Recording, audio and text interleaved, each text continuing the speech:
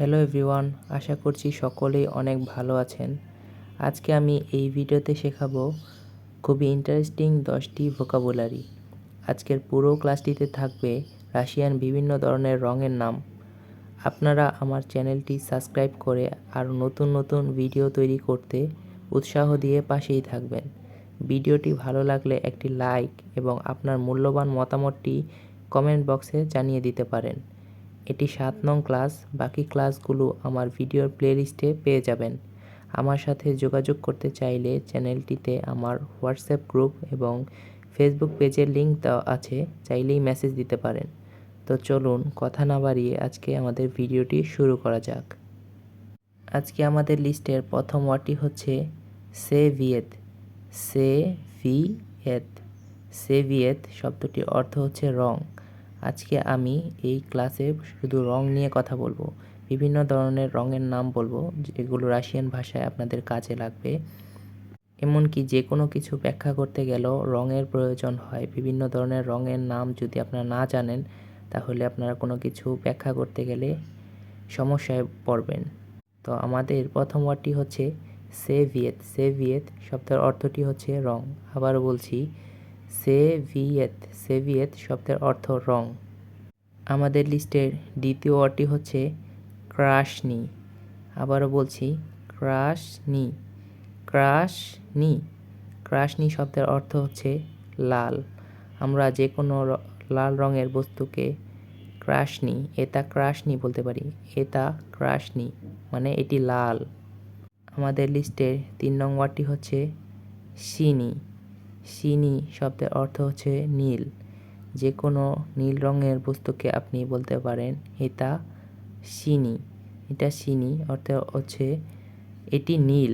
এটি নীল রঙের যে কোনো বস্তুকে আপনি সিনি বলতে পারেন। সিনি শব্দের অর্থ নীল। আবারও বলছি, সিনি। সিনি শব্দের অর্থ নীল। আমাদের লিস্টের 4 নং শব্দটি হচ্ছে জিলোনি। জিলোনি শব্দটি অর্থ হচ্ছে সবুজ। এটি আমার প্রিয় রং। আবারও বলছি, জিলোনি। জিলোনি শব্দের অর্থ সবুজ। জিলোনি। জিলোনি। জিলোনি শব্দের অর্থ সবুজ বা ইংলিশে যেটাকে গ্রিন বলা হয়, রাশিয়ান ভাষায় বলা হবে জিলোনি। জিলোনি শব্দের অর্থ সবুজ। আমাদের লিস্টের 5 নং শব্দটি হচ্ছে বেলি। বেলি শব্দের অর্থ সাদা। রাশিয়ান ভাষায় যে কোনো সাদা রঙের বস্তুকে বেলি বলা যাবে। বেলি শব্দের অর্থ সাদা। আবার বলছি, বেলি শব্দের অর্থ সাদা। বেলি। বেলি যেটাকে ইংলিশে হোয়াইট বলা হয়, বাংলায় আমরা যেটাকে সাদা বলি, রাশিয়ান ভাষায় বলবো বেলি। আমাদের লিস্টের 6 নং শব্দটি হচ্ছে চোরনি। চোরনি এটি শব্দের অর্থ হচ্ছে কালো। কালোকে আমরা ইংলিশে ব্ল্যাক বলে থাকি। আমরা অনেক ছেলে কিংবা মেয়েরা কালো রঙের জিনিস পরতে অনেক পছন্দ করি। কালো রঙকে রাশিয়ান ভাষায় বলা হয় চোরনি। চোরনি। আবার বলছি, চোরনি। চোরনি শব্দের অর্থ হচ্ছে কালো। আমাদের লিস্টের 7 নং ওয়ার্ডটি হচ্ছে জলতি। জলতি। জলতি। আমি আবারও বলছি, জলতি। জলতি শব্দের অর্থ হচ্ছে হলুদ।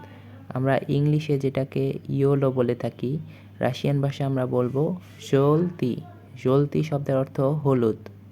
আমাদের লিস্টের 8 নং শব্দটি হচ্ছে কারিচ নেভি।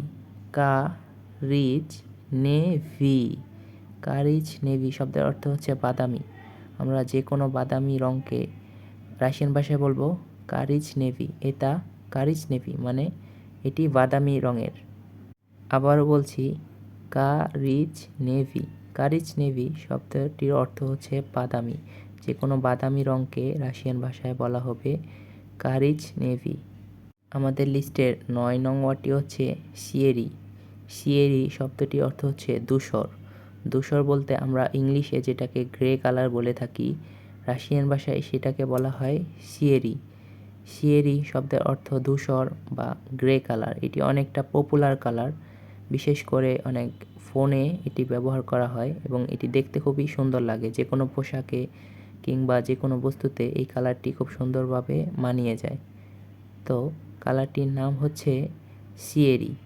সিয়েরি শব্দটি রাশিয়ান, বাংলা অর্থ হচ্ছে ধূসর, এবং আমরা যেটাকে ইংলিশে বেশি গ্রে কালার নামে চিনে থাকি। গ্রে কালারকে রাশিয়ান ভাষায় বলা হবে সিয়েরি।